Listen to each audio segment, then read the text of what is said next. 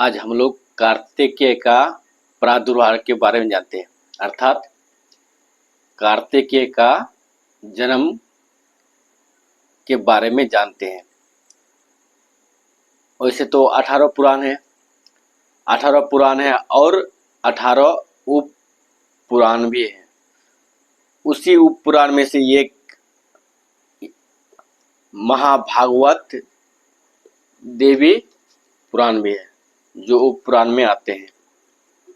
यानी 18 पुराण और 18 उप पुराण। तो इसी महाभागवत से हम लोग आज जो कहानी पढ़ेंगे, उस कहानी का नाम है कार्तिकेय का प्रादुर्भाव, यानी कार्तिकेय महाराज का जन्म किस प्रकार हुआ, कैसे हुआ, तो इससे जानते हैं, इस पुस्तक से। तो आइए आगे बढ़ते हैं और कहानी को प्रारंभ करते हैं। तारकासुर के अत्याचार से पीड़ित पृथ्वी गाय का रूप धारण करके देवताओं के साथ ब्रह्मा जी के पास आई और उसने अपनी व्यथा सुनाई। यानी तारकासुर के अत्याचार से पृथ्वी जो है अपने वेश में परिवर्तन कर दिया, यानी पृथ्वी गाय के रूप में आ गई और ब्रह्मा जी को जाकर अपना कष्ट सुनाने लगी। ब्रह्मा जी ने देवताओं को बताया कि शिव के तेज से उत्पन्न बालक से ही तारकासुर का वध हो सकेगा। देखिए ब्रह्मा जी क्या बता रहे हैं कि शिव के तेज से जो बालक उत्पन्न होगा वही तारकासुर का वध कर सकेगा। ये बात ब्रह्मा जी को मालूम है, समझ सकते हैं दोस्तों। किंतु यदि पार्वती के गर्भ से पुत्र उत्पन्न होगा तो वह देवता तथा असुर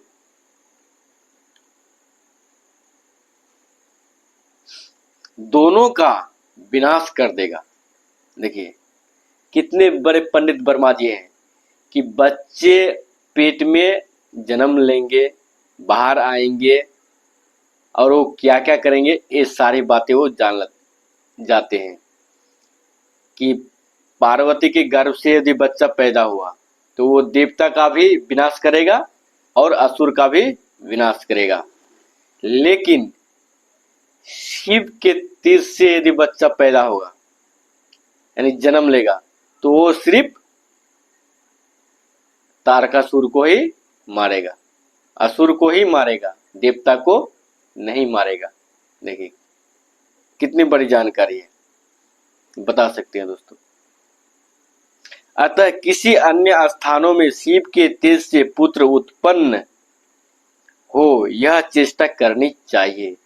मतलब ऐसा कोई स्थान हो जहां से केवल और केवल शिव के तेज से ही बच्चा उत्पन्न हो, पार्वती के गर्भ से नहीं।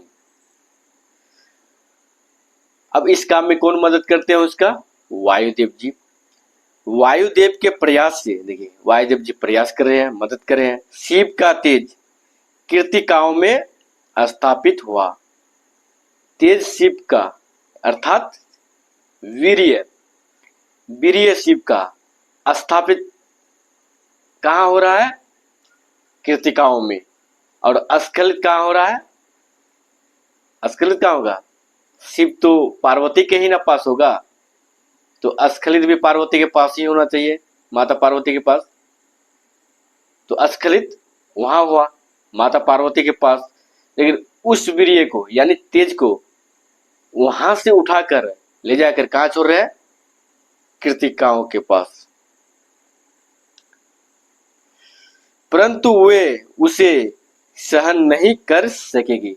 ये भी जान रहे हैं कि शिव के तेज को यानी वीर्य को केवल माता पार्वती ही सहन कर सकती है, बाकी कोई नहीं। इसमें भी वो पंडित है। कृतिकाओं ने उस तेज को काष्ठ कोष में रखकर गंगा जी में प्रवाहित कर दिया। बात वही हुआ, कृतिकाओं ने उस तेज को सहन नहीं कर पाया। मतलब कृतिकाओं ने, मतलब कृतिका एक से अनेक, एक नहीं एक से अनेक कृतिकाओं में वो स्थापित हुआ, और उन लोगों ने भी उसको जो है सहन नहीं कर पाया, फिर निकालकर काष्ठ कोष में, यानी कोई काठ के बर्तन में, यानी लकड़ी के बर्तन में रख कर, और उन लोगों ने क्या किया, उसको गंगा जी में भसा दिया। वो भसते भसते भसते भसते जाने लगे, यानी गंगा जी में प्रवाहित कर दिया, भसा दिया, ठीक है, प्रवाहित कर दिए। उस काष्ठ कोष को वर्मा जी ने निकालकर अपने स्थान पर ले गए। अब देखिए, फिर उस काष्ठ कोष को वर्मा जी ने वहां से निकालकर फिर अपने स्थान लेके गए। मतलब कहाँ लेके गए, ब्रह्मलोक। इसी काष्ठ कोष से अश्विन मास की पूर्णिमा तिथि को ब्रह्मलोक में 12 भुजाओं, 12 नेत्रों और 6 मुखों से युक्त तारकासुर के शत्रु महाबली शिव पुत्र का जन्म हुआ। अब जन्म कहाँ हो रहा है, इतनी बड़ी लंबी चौड़ी होने के बाद जाके ब्रह्मलोक में जन्म ले रहे हैं, ठीक है।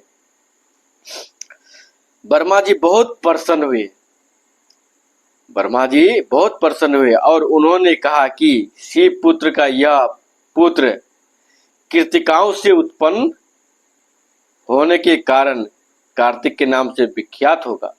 देखिए, शिव पुत्र का पुत्र है, यानी शिव का पुत्र है,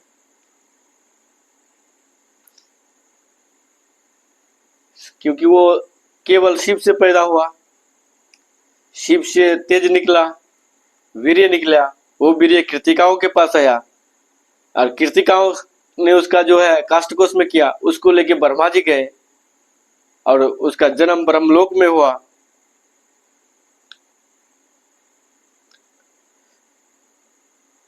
इसलिए वो शिव का ही पुत्र है, माता पार्वती का पुत्र नहीं है। चूंकि वे कृतिकाएं संख्या में 6, देखिए अब कृतिकाएं कितने थी, संख्या में 6 थी, 6 कही गई है, अतः इसका नाम शानमातुर भी होगा।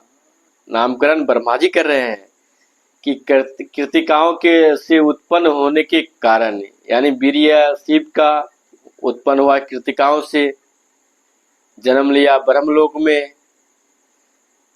तो अपने गिनती तो ब्रह्मा जी छोड़ देते हैं। कृतिकाओं से उत्पन्न होने के कारण उसका पहला नाम कार्तिक के हुआ, और कृतिकाओं की संख्या 6 होने के कारण दूसरा नाम शानमातुर भी हुआ।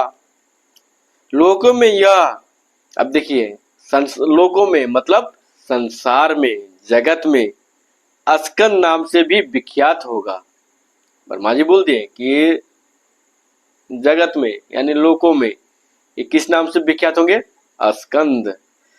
तारकासुर का संहार करने के कारण इसका नाम, अब देखिए, अब तारकासुर का जब संहार कर देगा, ये लोग तो पूरा जो है उसको सोच समझ के उसका निर्माण किया है, तो तय है तारकासुर का तो वध होगा ही। जब तारकासुर का वध हो जाएगा तो इसका एक नाम और हो जाएगा, तारकवेरी, यानी कार्तिक का एक नाम और भी हो जाएगा तारकवेरी, यानी तारकासुर का वध करने के कारण इसका नाम तारकवेरी भी प्रसिद्ध होगा। इस प्रकार जो है आप लोगों को ये कहानी जो है इससे महाभागवत अर्थात देवी पुराण से सुनाए, तो आप लोग इस कहानी में थोड़ा सा भी यदि अपने मस्तिष्क में जोड़ देंगे तो इस कहानी को समझ सकते हैं कि ये कहानी किस तरह का है। कोई भी बच्चा समझ सकते हैं दोस्तों, वो जब जन्म लेता है तो उसमें माता पिता का ही सहयोग बहुत ही जरूरी होता है, और बिना माता पिता के नहीं हो सकता है, क्योंकि पुरुष में वीर्य के रूप में क्या जाता है, शुक्राणु, स्पर्म, और माता के जो है माता से क्या होता है, अंडाणु, ओवम, यानी जब कोई बच्चा बनता है तो उसमें दो चीज का आपस में मेल होता है, शुक्राणु और अंडाणु का, यानी स्पर्म और ओवम का। जब अंडाणु और शुक्राणु आपस में मिलते हैं तभी जो है भ्रूण का निर्माण होता है और वही भ्रूण बच्चे होते हैं, तब जाके ये जीव बनते हैं, बच्चे होते हैं। जब उसमें अंडाणु मिला ही नहीं, माता पार्वती का गर्भ में वो वीर्य गया ही नहीं, शिव जी का तेज गया ही नहीं, तो बच्चा पैदा होना जो है बहुत ही मुश्किल है। और जितने समय में वो वीर्य पवन देव जी उठाकर 6 कृतिकाओं को दिए, उसमें तो पवन जी ने उठाए तो उसमें तो हवा का भी प्रवेश हो गया। और बच्चे बनने के जो है समय और दोनों का मिलने का समय से ये समय अतिरिक्त है। यहाँ से लेकर वहाँ कृतिकाओं के पास जाना और वहाँ से फिर कृतिकाओं ने उस वीर्य को जो है तेज को निकाल कर काष्ठ कोष्ठ में रख देना, फिर वहाँ से उसको ब्रह्मलोक में जाना, इस प्रकार जो है उसकी प्रक्रिया का समय जो है वो ज़्यादा ही हो जाता है, ज़्यादा ही जो हो जाता है दोस्तों।